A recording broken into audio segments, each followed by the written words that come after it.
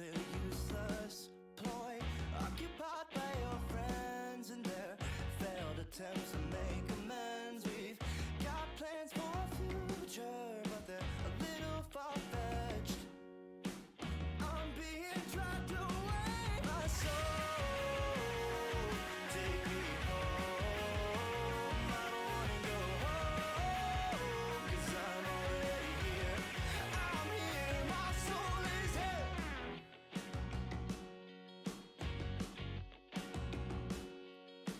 Second chances never last quite well. I learned that the hard way. Well, swing harder, miss bigger. Your friends are still drowning in their waters. Ooh, in their waters. My soul, take me home. I don't wanna go home, 'cause I'm already here. I'm here, my soul, take me home. I don't wanna go home, 'cause I'm already here. I'm here, my soul is. You'll never take me away. I wasn't born, but I was raised. I learned the right way, the right way, right way, right way, right way, right way, right way, right way. Right way, right way, right way, right way. My soul, take me home. I don't wanna go home, 'cause I'm already here. I'm here, my soul, take me home. I don't wanna go home, 'cause I'm already here. I'm here, burn me in the yard. My friends are here. I don't wanna go home, 'cause I'm already here. I'm here, my soul.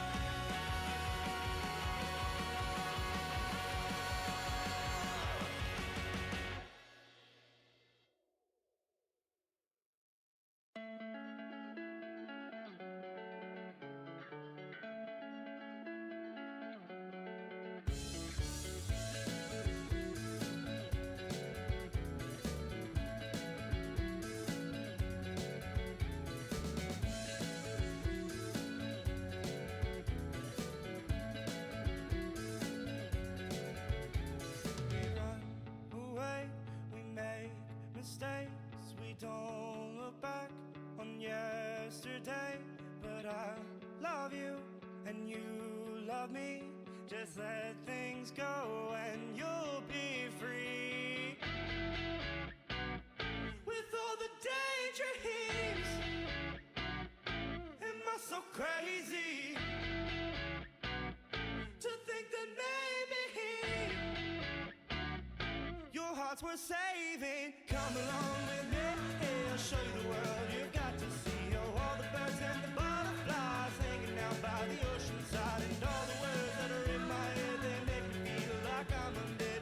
Was the thought that I need you, won't you stay with the happy feel? So this is where our story goes. Without you here, this is not a home. So I think that I miss you now. I'm broken hearted, down and out. But all the good times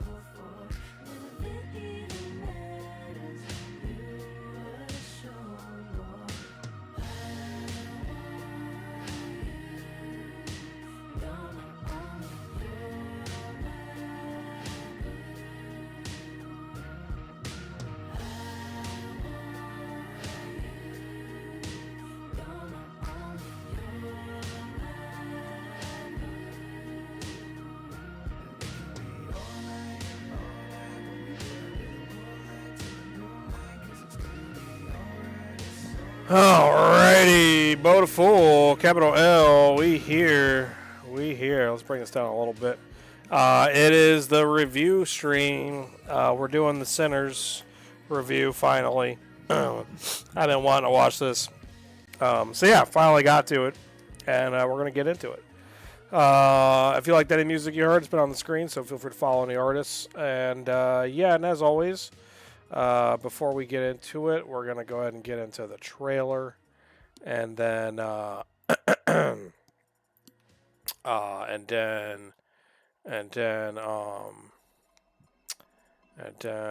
gonna talk about it, discuss a little bit. Where is my audio bar?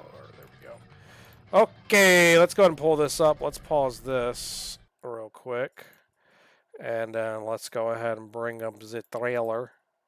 Oops. There we go.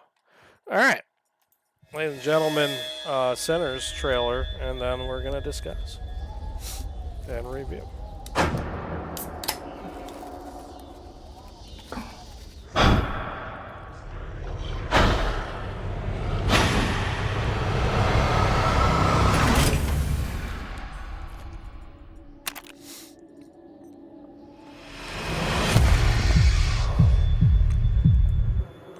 I've been all over this world. I seen men die in ways I ain't even know was possible. Love you, brother. Be careful. I will.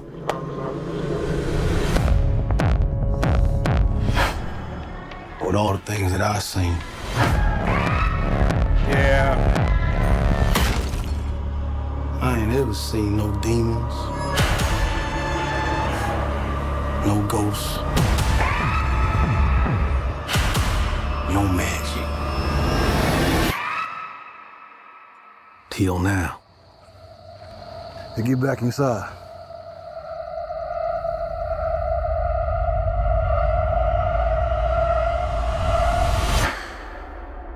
Let me in, man. Some weird shit going on out here. You keep dancing with the devil. You gotta let me in. Oh, let me in. Oh, let me in. Oh, you gotta let me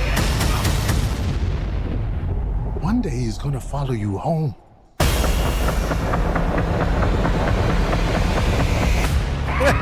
You know, very well done trailer.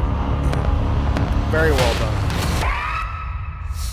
All right, ladies and gentlemen, we're going to go ahead and get into that Sinners. So, as always, for the movie review discussion, shout out to the Cuzzo, Track Justice, for the soundtrack for the discussion review. Going to bring that down a little bit here. All right, let's go ahead and close that out. And I leave the production notes up because fuck it, and then the cast because I like to refer back to names because I'm bad with them. But yeah, so as always, we do get into a few spoilers. So if you haven't seen this and you are interested still in watching it without being spoiled, I would recommend stepping away for the next maybe like 10, 15 minutes, give or take. So we'll just give it another moment for y'all. All right. Okay, so first and foremost, definitely did enjoy it a lot. Liked the movie a lot. It's funny because I remember when they first announced it, I do remember it was going to be Jonathan Majors and Michael B. Jordan. And they were going to be the brothers.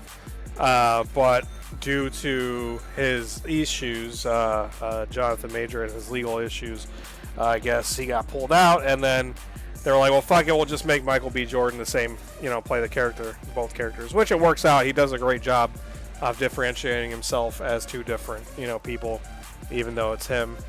So that's really good. And yeah, honestly, Ryan, as you've probably seen in like the news or media or social media or anywhere, like, yeah, it does live up to the hype. It's really good. Everything about the production, the visuals, the story, the acting, you know, all, like it's like there's not one shit character in my opinion. Like there's not anybody who I felt could have did better or brought anything less to the table than anybody else. Like it was all really fucking good.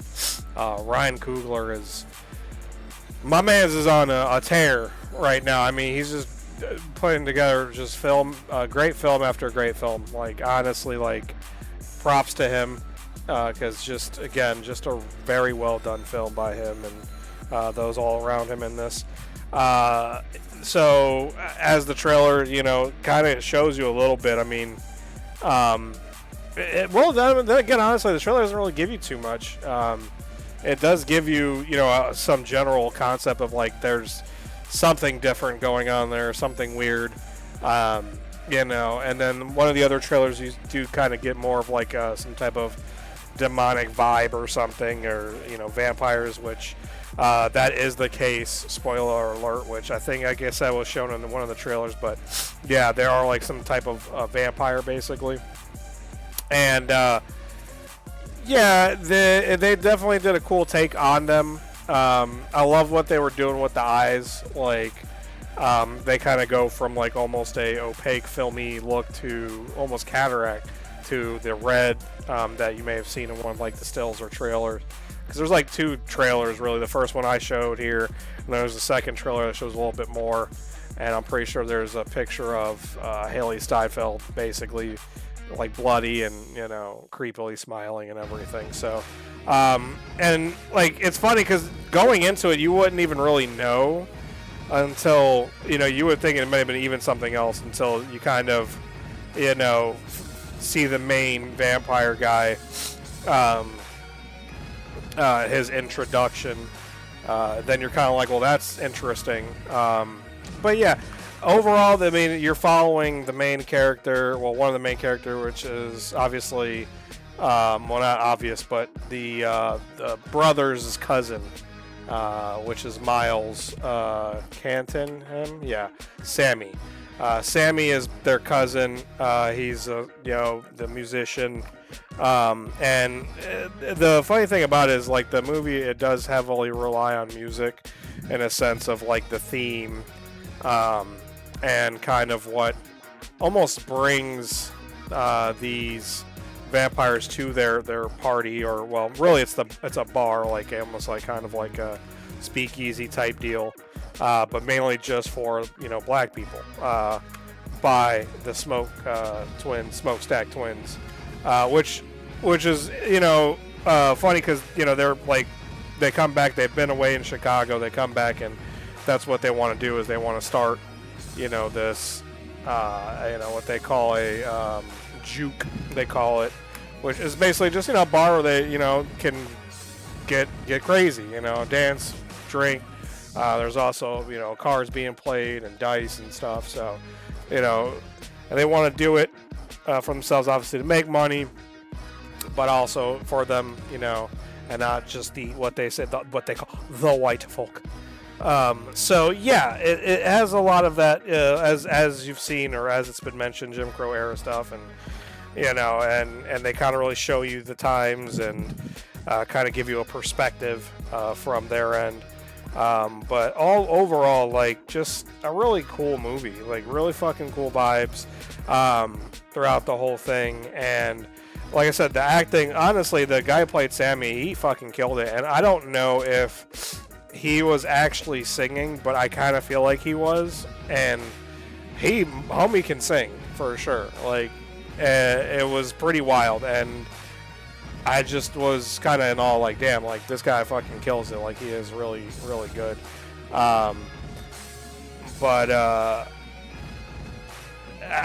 It's God. Okay, so let me say first and foremost, Michael B. Jordan does a great job from beginning to end here, like portraying two different people, as I mentioned before.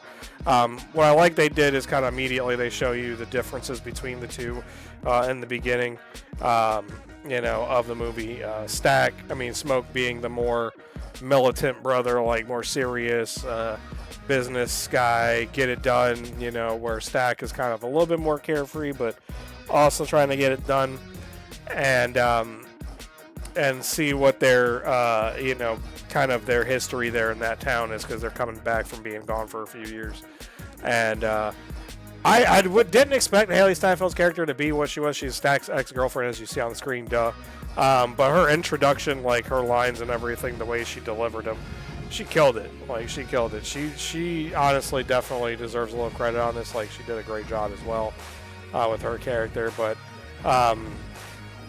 the whole thing leads up to them, basically making the juke, getting everybody there. And eventually it is a great time, but then obviously the vampires show up and shit gets a little creepy, a little weird, it gets fucked up. And what I like is this movie takes place over the course of basically a day. Because at the opening, they kind of show you pretty much after the fact to an extent, like the next morning. But like the whole movie is pretty much the day before, them setting up everything, the chaos that ensues at the bar, juke, whatever you want to call it, and then the actual end of it all.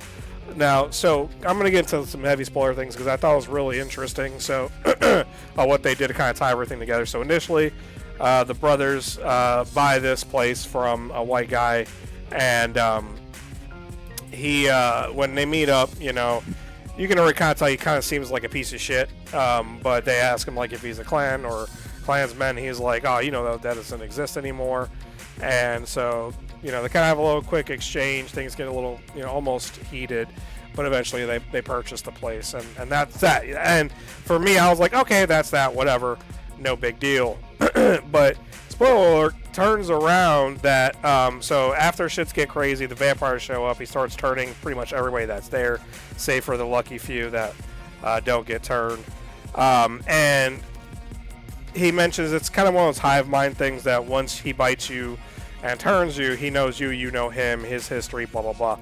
And so they bring it up because at this point, again, spoiler, Stack, he ends up getting turned. Because as you've seen, Haley Steinfeld gets turned at some point in the film. She then then go ahead and turn in return turns fucking Stack into a vampire. All right. So now shit's crazy, and he mentions that basically the guy that sold him the place, that was really actually a trap. Because he was going to bring a bunch of Klan members or ex-Klan members or whatever up there the next morning and just unleash on them. So they're like, you should join us, obviously. The classic vampire trope of, hey, join us in eternal life. We're all happy. Blah, blah, blah, blah, blah. And they obviously decline. Shit, fights happen. What you'd expect. But when you're like, okay, everything's done, then you remember, oh shit, that's right, he said that. And sure enough, so they show you in the trailer where Michael B. Jordan's got the Tommy gun and he's just unloading. So this was pretty wild, and this is, I definitely managed to avoid a lot of spoilers and shit for this movie. And I don't know how much was talked about this is pretty much one of the last scenes. The KKK guys roll up, and he basically just mows them all the fuck down. Like, literally just mows them all down. Like, just goes off. And it's just a wild scene. Absolutely wild. And, pretty much that's kind of how he meets his demise. He, takes a couple of shots, but ultimately pretty much gets them all, which is crazy. Kind of reminds me of the first Red Dead Redemption ending, last mission. That shit was crazy. Kind of like that. So yeah, insane. But what was really cool too, and which I have seen, which has been shown online and social media, is like the post ending of the film. So spoiler, big spoiler. So turn back if you don't want to be spoiled again. I've been saying this the whole time. But his brother, who I mentioned, obviously got turned. You find out he ended up letting him get away with Haley Steinfeld's character, Mary. And they show up back like 30 years later in 92. And you see that Sammy has made it as a musician. And they show up at one of his shows. and pretty much, tell him like, yeah, your brother let us go as long as we didn't do anything to you.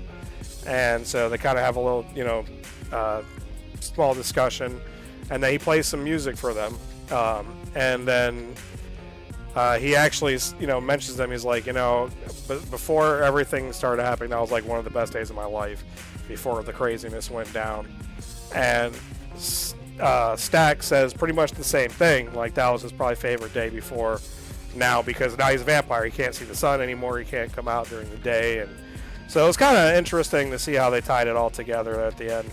But this is a really good fucking movie. Like, I get the hype now. I get why people were praising it so much. Like, it's another one of those, I'm kind of mad I didn't see it when I should have, But then again, I never had anything spoiled, so so that's cool. But yeah, great fucking movie. We're gonna get into a favorite scene. For me, there's a lot of honestly really fucking good scenes in this movie. There's a lot. Like, but for me, probably my favorite moment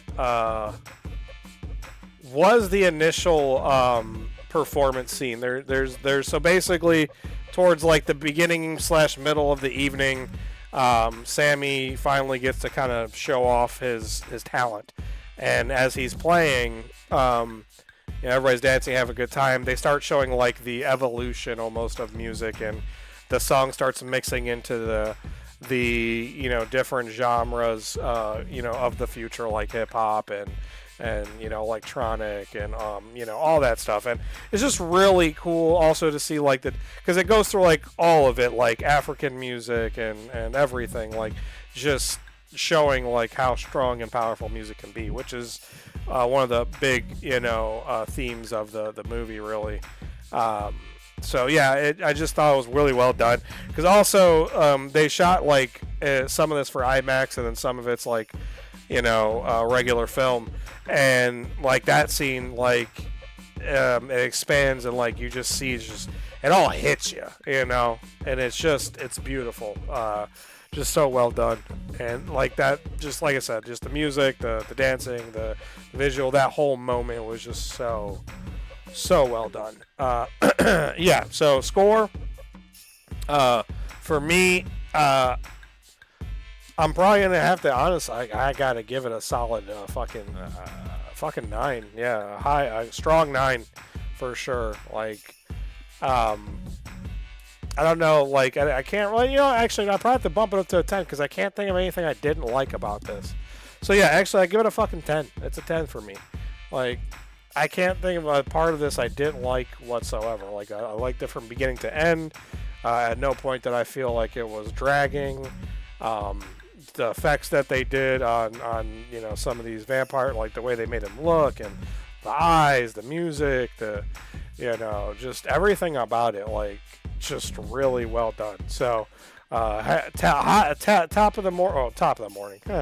Tip of my hat to Mr. Kugler on this one. Very much enjoyed it. Highly recommend checking it out for sure. So, all right. Yeah, we're going to get into some gaming now.